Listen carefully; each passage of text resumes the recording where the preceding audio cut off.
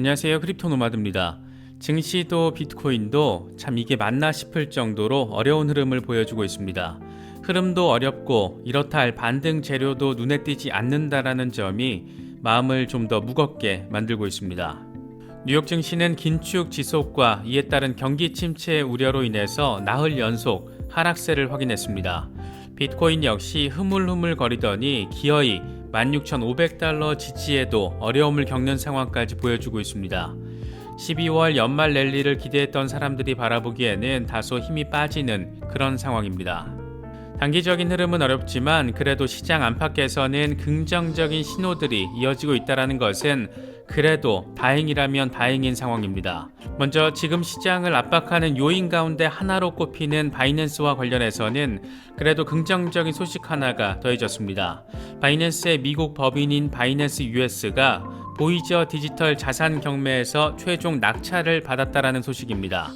바이낸스와 관련된 퍼드가 요즘 넘쳐나고 있는 시기에 그래도 시장의 안정화에 기여할 수 있는 소식이 아닐까 그런 기대감을 갖게 만드는 부분입니다. 기성 레거시 금융이 암호화폐 산업에 전폭적으로 뛰어드는 상황 역시 긍정적인 부분입니다. 이번 판의 주인공은 비자입니다.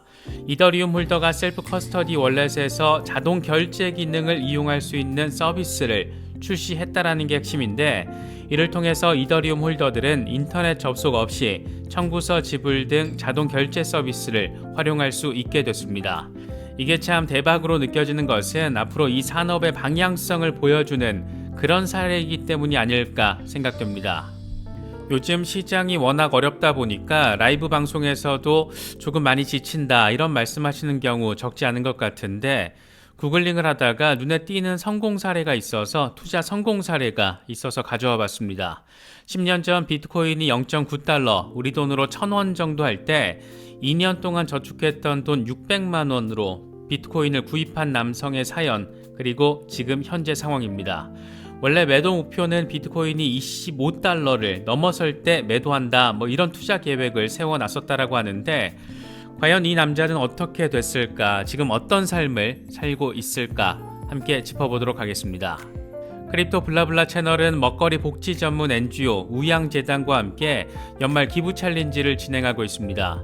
어렵고 다소 심란한 연말이지만 그래도 기부를 통해서 나눔의 의미를 행동으로 실천을 하다 보면 한 해를 마무리하는 과정에서 그래도 나름의 의미 부여가 조금은 더 가능하지 않을까 생각되기도 합니다. 이 같은 기부 챌린지를 진행할 수 있게끔 그 계기를 만들어주시고 또 아이디어를 모아주신 여러 구독자분들께 진심으로 감사하다라는 말씀드리겠습니다. 쌀을 비롯한 현물을 기부하실 때 필요한 주소와 현금 기부할 때 필요한 링크 등은 댓글 상단 또 커뮤니티 게시판을 통해서 확인하실 수가 있습니다. 저희 채널을 통해서 모금된 총 기부금과 그 사용 내역은 우양재단 측에서 그때그때 보고를 해주신다라고 하니까 이런 부분들도 참고하시면 좋겠습니다. 그럼 이번 영상 시작하겠습니다. 증시도 비트코인도 참 힘든 겨울을 보내고 있습니다. 내년에도 계속될 것으로 예상되는 긴축 우려가 경기 침체 우려로 번지면서 이게 시장을 크게 압박하고 있습니다. 뉴욕 증시는 3대 지수 모두 나흘 연속 하락세를 확인했고, 비트코인 역시 중요 지지라인이라고 할 수 있는 16,500달러 지지에도 어려움을 확인하고 있습니다. 공포 탐욕 지수는 하루 전과 동일한 29를 기록하면서 여전히 공포 단계가 이어지고 있습니다.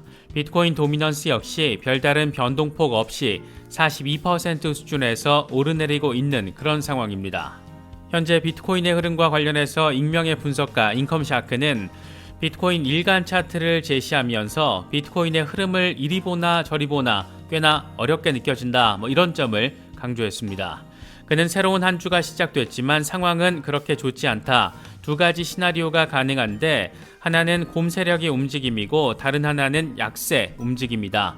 이런 차트는 나로 하여금 결코 트레이딩을 하지 않게 만든다. 이렇게 설명을 했습니다. 함께 공유한 일간 차트를 보면 지금 지지라인에서 반등을 하더라도 저항을 맞고 다시 빠질 수가 있고, 만약 지금 지지라인에서 빠질 경우에는 다시 15,000달러 초반까지 밀릴 수 있다라는 점, 이 두 가지 상황이 표시가 되어 있습니다. 하반기 내내 연말 미드텀 랠리의 중요성과 가능성을 강조해왔던 양반이 이런 분석을 제시하니까 좀 더 마음이 무겁게 느껴지는 건 기분 탓만은 또 아닌 것 같습니다. 익명의 분석가 렉트캐피탈은 월간 차트를 기준으로 중요 지지라인에 대한 분석을 제시했습니다. 그는 비트코인이 월봉 마감을 17,150달러 위에서 할 수 있는 시간적인 여유가 아직은 있다. 11월에 이어서 이 구간을 지켜주는 게 중요하다. 하지만 만약 월봉 마감이 17,150달러 아래에서 이루어질 경우에는 여기서 추가적인 하락세를 각오해야 한다라고 분석했습니다. 함께 공유한 차트를 보면 월봉 마감이 17,150달러 아래에서 이뤄질 경우 13,740달러까지 열려 있다라는 점을 확인할 수가 있고, 이건 2020년 말의 수준이라는 점도 체크할 수가 있습니다. 단기적으로 봐도 답답한데 좀 더 넓게 바라보니까 지금의 상황이 꽤나 험악하다, 간단치 않다, 이런 점도 함께 느낄 수 있는 부분입니다. 또 다른 분석가 머스타시의 경우에는 비트코인이 2주 차트를 기준으로 MACD 크로스가 발생했기 때문에 반등 가능성이 있다라는 점을 설명했습니다. 그러면서 비슷한 상황이 과거에 펼쳐졌을 때 어마어마한 반등세가 펼쳐졌다, 이런 점도 함께 강조했습니다. 2013년의 경우에는 1235%, 2015년은 255%, 2016년은 2766%, 2019년은 241%, 2020년은 641%, 2021년은 61%로 나타나 있습니다. 최고치가 2700% 수준이고 최저치가 작년에 61% 수준인데, 요즘 같아서는 더도 덜도 말고 딱 60% 반등만 나와줘도 환호하지 않을까, 그런 생각이 들기도 합니다. 연준의 긴축에 대한 내년 경기 침체 우려에 대해서 우려의 목소리 여전히 계속되고 있습니다. 이번에는 무디스의 분석인데, 무디스 애널리틱스의 수석 이코노미스트 마크 잔디는 연준의 과도한 긴축이 경제를 침체로 몰고 갈 수 있다라고 우려를 하면서 내년 침체의 가능성은 전 세계적인 상황이 될 수 있다라고 지적했습니다.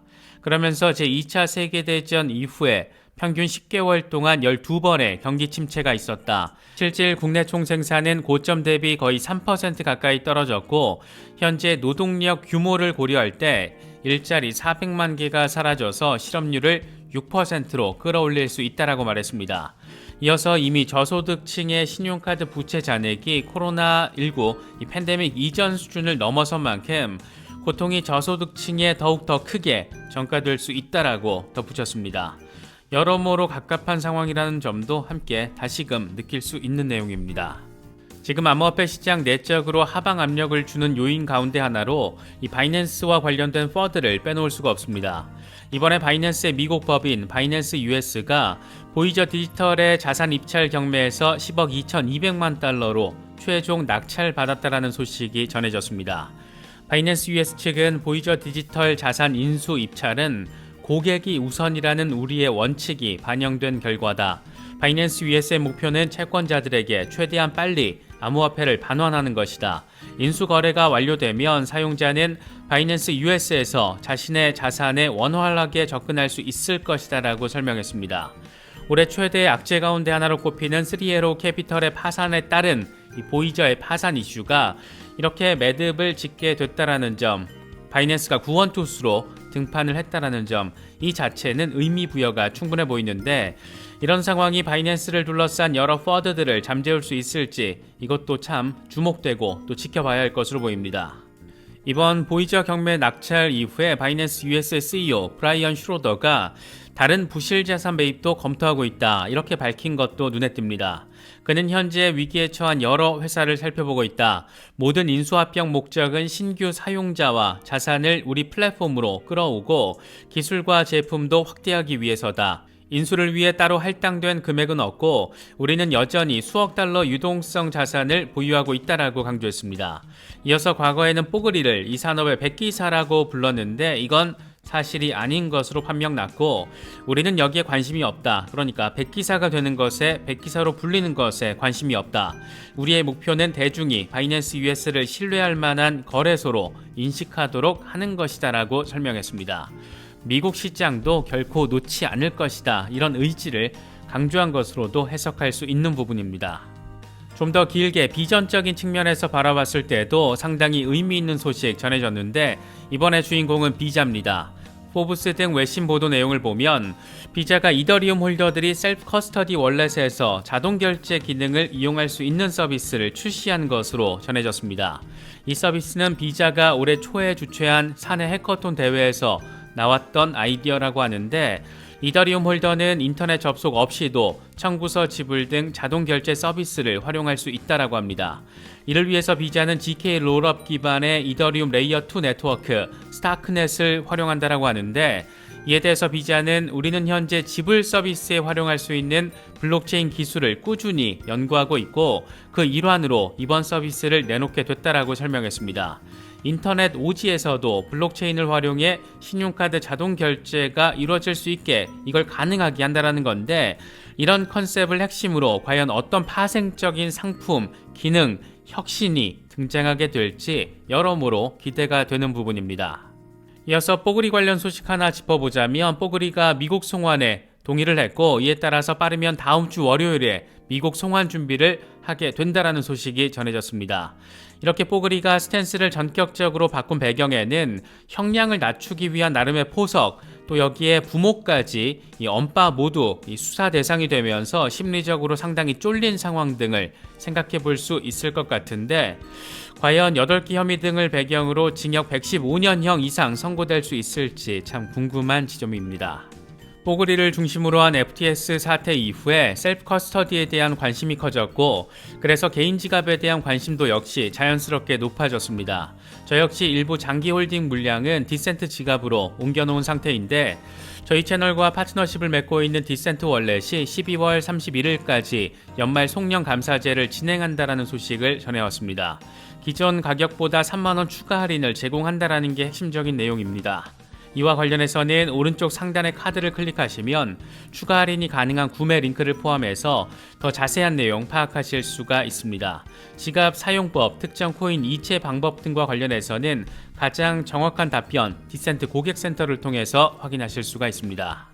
요즘 라이브 방송을 하다 보면 장기 투자를 하기로 마음을 먹어도 시장 상황 바라보고 있으면 참 견디기가 쉽지가 않다, 이런 말씀 하시는 분들도 적잖이 계신데, 이와 관련해서 재미있는 케이스가 있어서 가져와 봤습니다.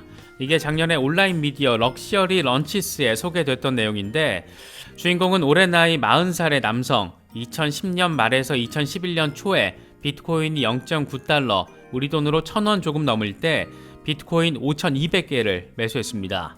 돈이 남아 돌아서 비트코인을 산 게 아니라 2년 동안 저축했던 돈 55,000달러, 지금 환율로 치면 800만원 정도, 그러니까 1,000만원이 안 되는 돈을 투입해서 매수를 했던 겁니다. 나름 인생에 있어서 큰 베팅을 했다라는 점을 느낄 수가 있습니다.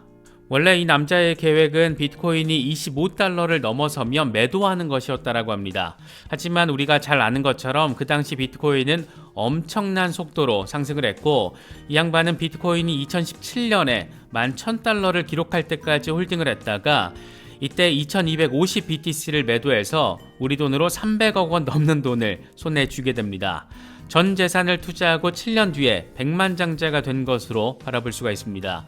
지금의 삶은 말할 것도 없습니다. 쇼핑센터를 구입해서 수익을 올리고 있고, 임대주택 몇 채를 구매해서 임대 사업도 진행하고 있다라고 합니다. 저택에 살면서 페라리도 4대나 굴리고 있다라고 합니다. 재밌는 건 그는 지금도 팔고 남은 비트코인 2,500개 정도를 계속 홀딩하고 있다라는 그런 부분입니다. 어쩌면 이런 부분이 장기 투자를 계획하고 있는 사람들에게는 가장 큰 힌트를 제공해주는 부분이 아닐까 생각되기도 합니다. 2011년에서 2017년까지 비트코인은 어마어마한 롤러코스터 행보를 보였었고, 그때까지 이걸 매도 안 하고 홀딩한다라는 것은 웬만한 일반인들에게 불가능한 일이라고도 할 수 있을 것 같습니다. 사실상 이렇게 불가능한 수준 정도를 견뎌내야 우리가 막연하든 구체적이든 바라고 기대하는 목표 지점에 다가설 수 있다라는 것, 그만큼 투자라는 게 진짜 어렵고 간단치 않다라는 점 생각해 볼 수 있을 것 같습니다. 아마 우리가 모두 2010년으로 돌아가서 비트코인이 0.9달러인 시대를 다시 살 수 있더라도 전 재산을 털어서 비트코인을 매수하고 이후에 7년 동안 차분하게 홀딩하는 것 과연 몇 명이나 성공할 수 있을까?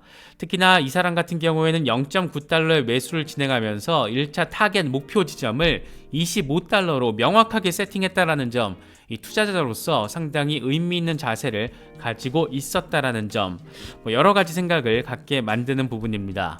중장기 대응하시는 분들은 이런 성공 사례 한 번씩 생각해 보시면서 지금의 참 다소 어렵게 느껴질 수 있는 상황도 대입시켜 보면서 생각을 해보시면 그것도 나쁘지 않은 나름의 투자 전략이 될 것 같습니다.